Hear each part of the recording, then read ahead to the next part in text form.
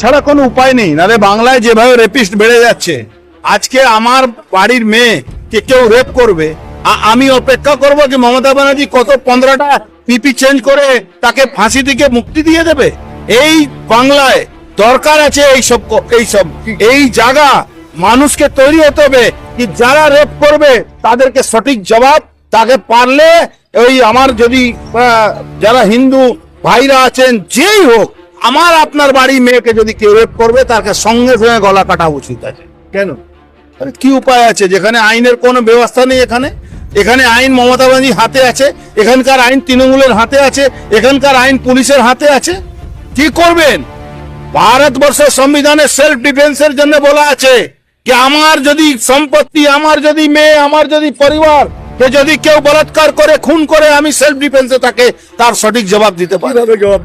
সে জবাব দেওয়ার জন্য বলে দিলাম, আপনি আমাকে চিন্তা করবেন না কি আপনার ভাইকে বললে আমার কোনো ভয় নেই। যদি আমার আপনার বাড়ির কোনো মেয়েকে কেউ রেপ করে, সঙ্গে সঙ্গে পারলে তার গলা কাটো।